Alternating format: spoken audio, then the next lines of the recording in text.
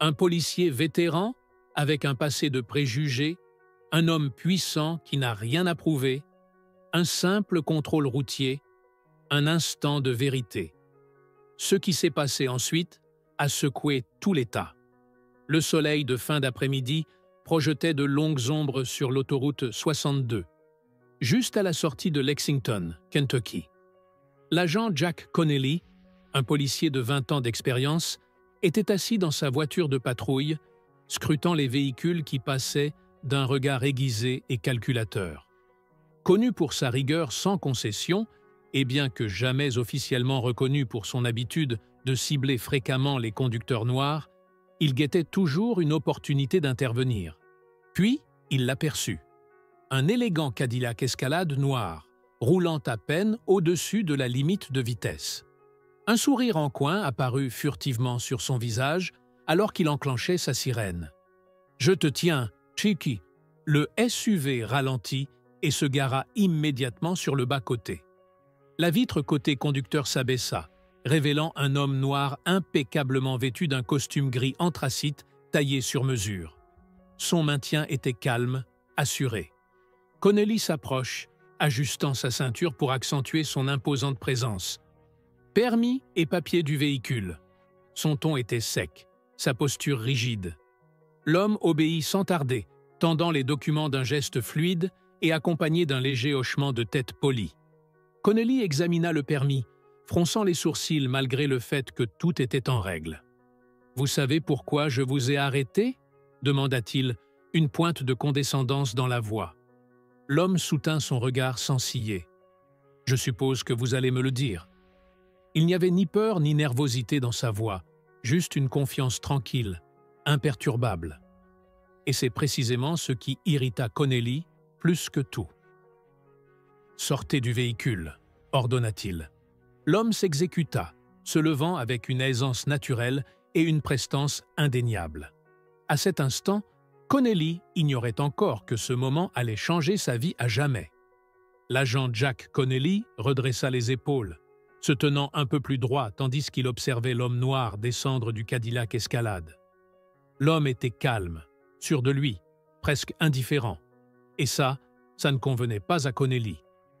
Il avait l'habitude de voir les gens se tortiller sous son regard scrutateur, baisser les yeux, balbutier maladroitement. Mais cet homme-là, il se contenta de croiser les mains devant lui et de soutenir son regard sans la moindre trace de peur. « Qu'est-ce qui vous amène dans le coin ?» demanda Connelly, tournant lentement autour du SUV comme un prédateur évaluant sa proie. « Le travail », répondit simplement l'homme.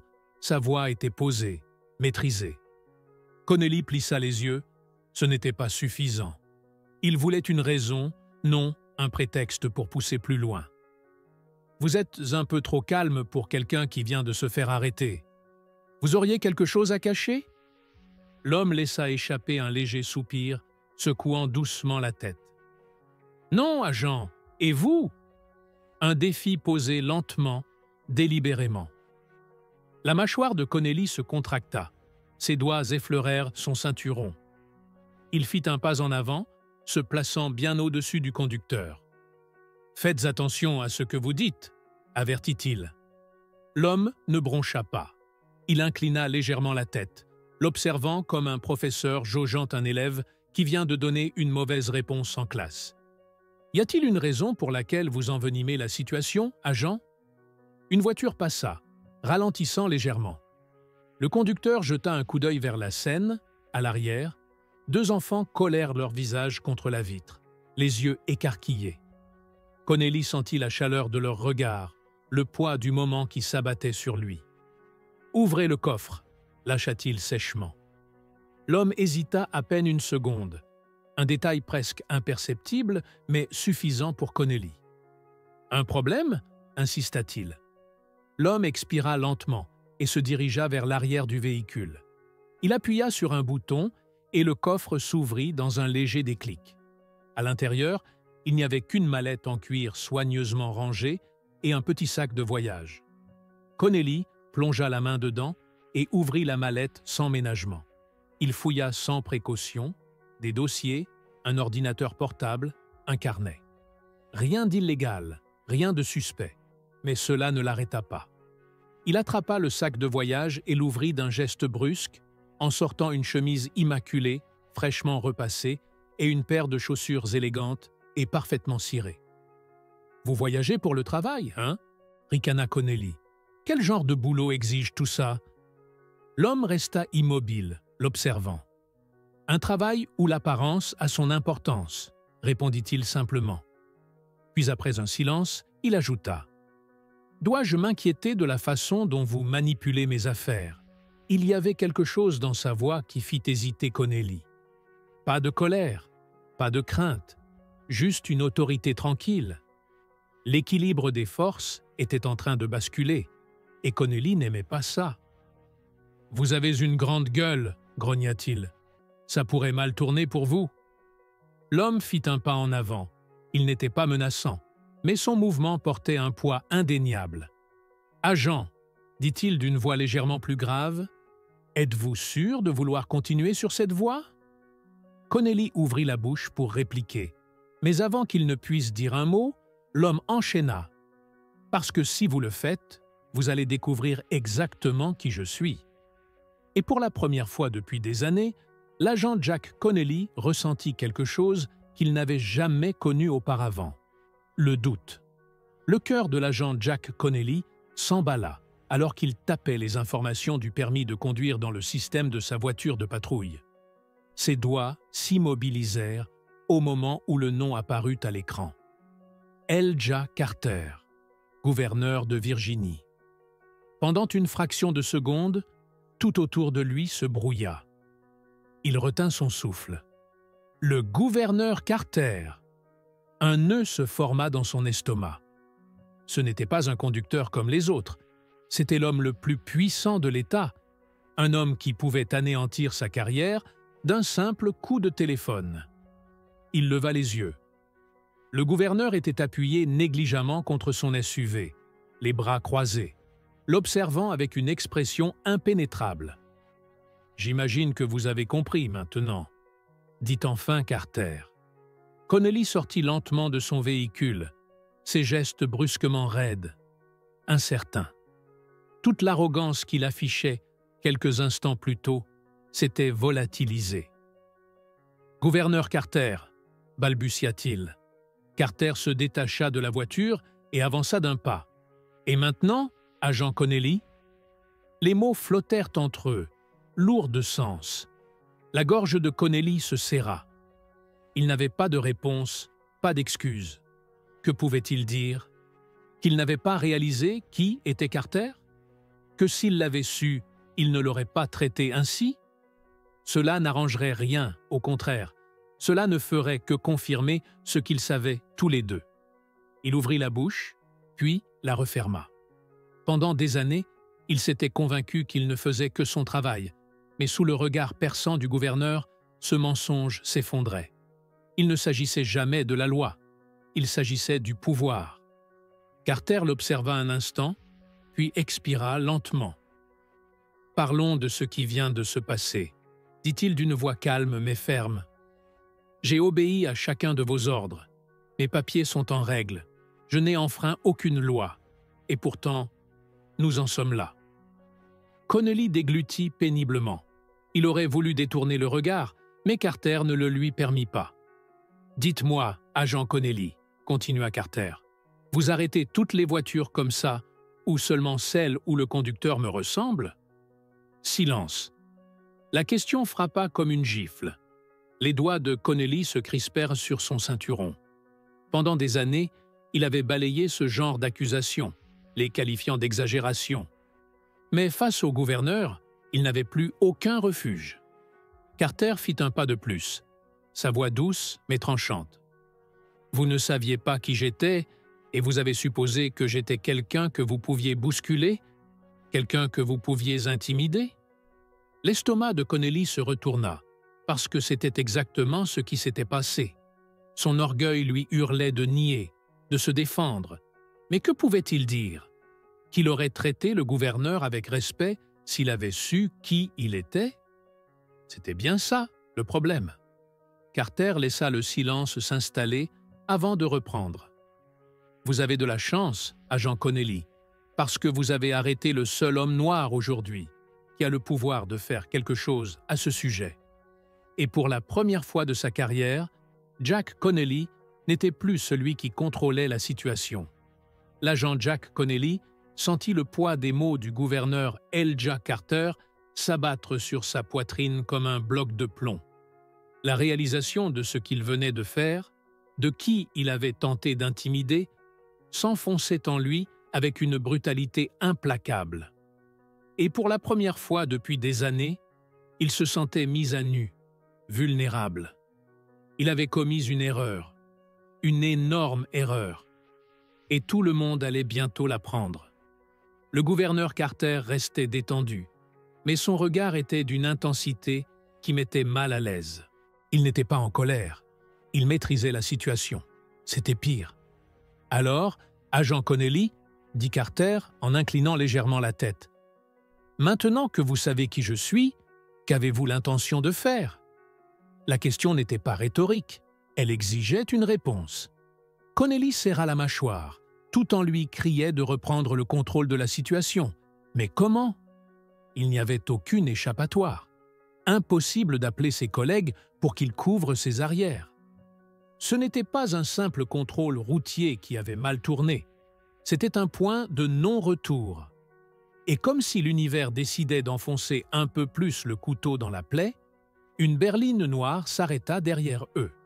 L'emblème de l'État de Virginie scintillait sur la portière. Un homme en costume bleu marine descendit du véhicule, ses lunettes de soleil masquant toute expression. Le chef de cabinet du gouverneur. Connelly se redressa. « Tout va bien, gouverneur ?» demanda l'assistant d'un ton neutre. Carter ne se retourna pas. Il garda son regard fixé sur Connelly. « Ça dépend », répondit-il d'une voix posée. « Agent Connelly, est-ce que tout va bien entre nous ?» Une sueur froide coula dans le cou de Connelly. Chaque mot qu'il prononcerait maintenant pourrait sceller son destin. Deux options s'offraient à lui. Mentir et prétendre qu'il avait agi en toute bonne foi, ou tout avouer. Mais aucune d'elles ne semblait offrir de véritable échappatoire. Dans le centre de justice communautaire, l'atmosphère était étouffante. L'agent Jack Connelly était assis à une longue table en bois, les mains jointes si fermement que ses phalanges en étaient devenues blanches. Face à lui, les 5 hommes, des hommes qu'il n'avait jamais rencontrés, mais qu'il avait pourtant déjà jugés. Des hommes comme celui qu'il avait arrêté plus tôt dans la journée.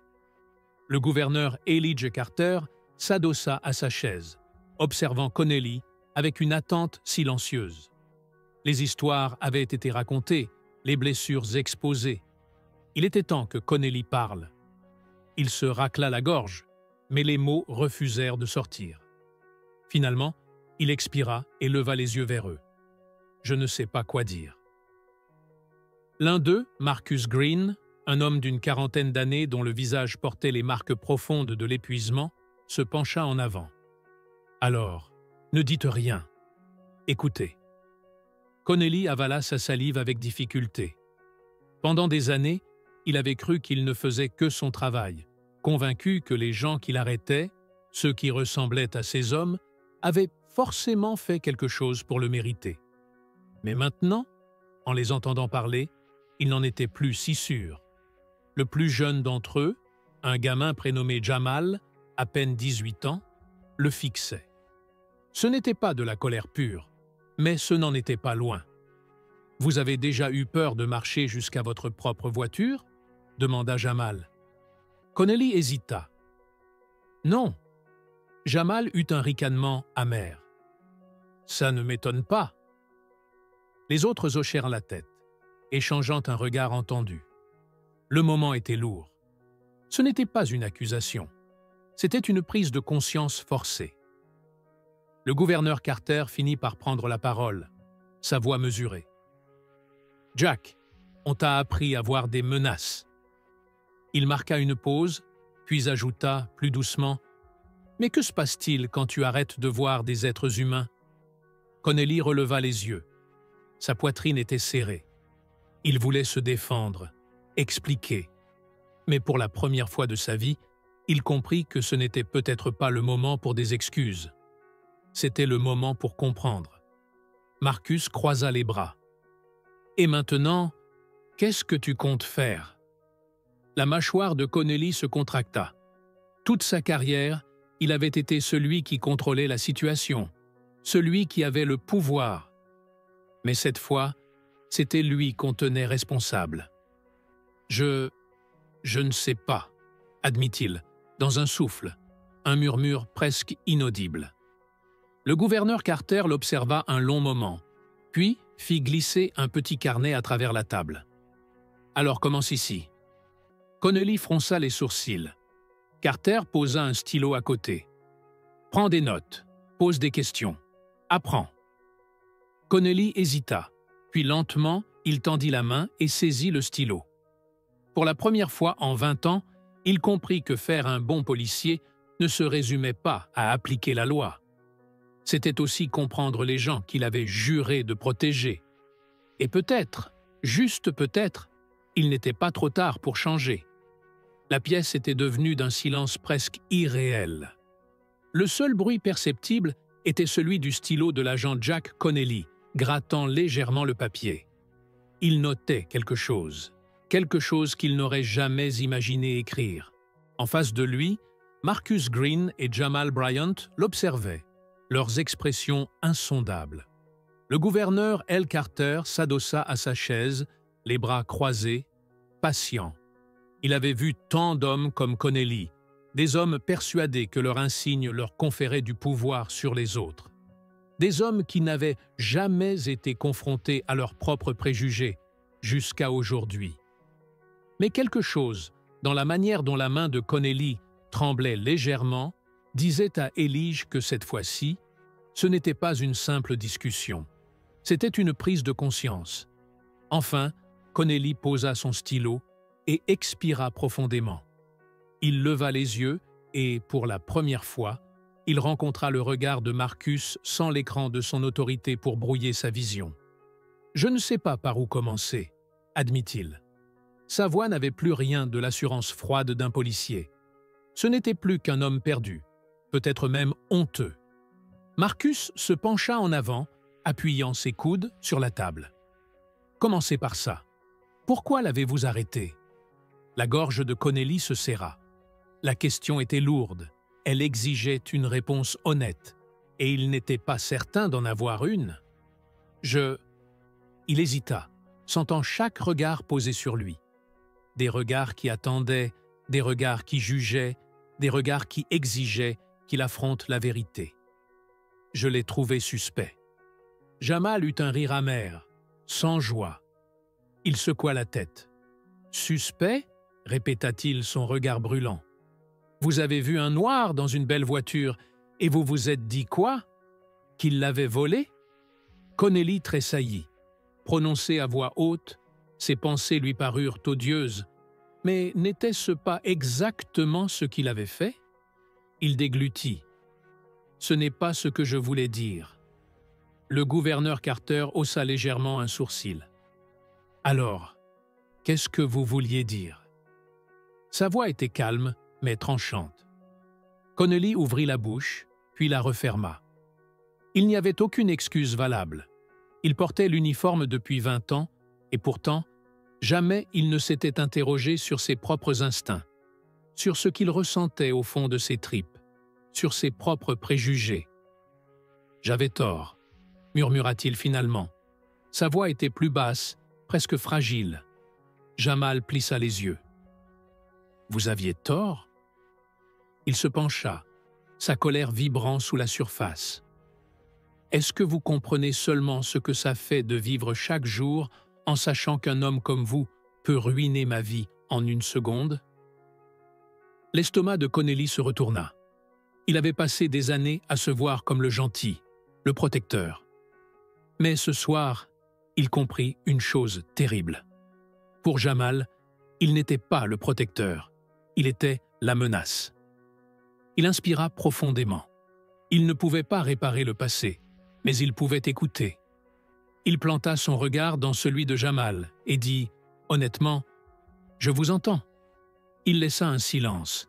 « Et je ne m'attends pas à ce que vous me croyiez. » Il serra les poings.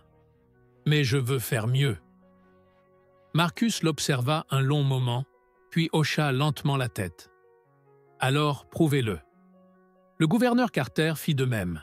« Jack, ce n'est pas juste une remise en question. » Il posa ses mains sur la table. « C'est ce que vous ferez après qui compte. » Et à cet instant, Jack Connelly comprit que ce n'était que le début. La salle s'était vidée, mais le gouverneur L. Carter était toujours là, appuyé près de la porte. L'agent Jack Connelly lui était resté assis, fixant le sol. Le poids de la soirée pesait lourd entre eux.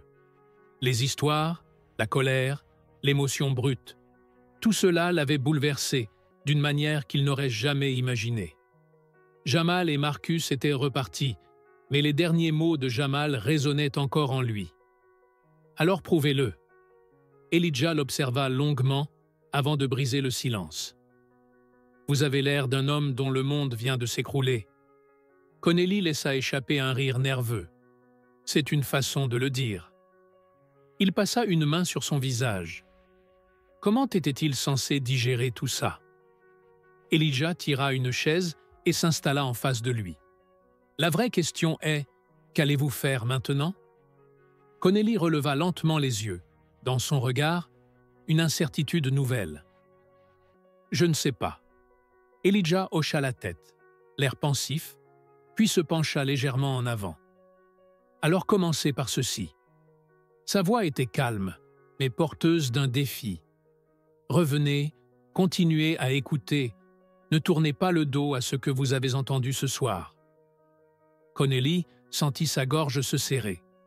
Pendant 20 ans, il avait cru comprendre son métier.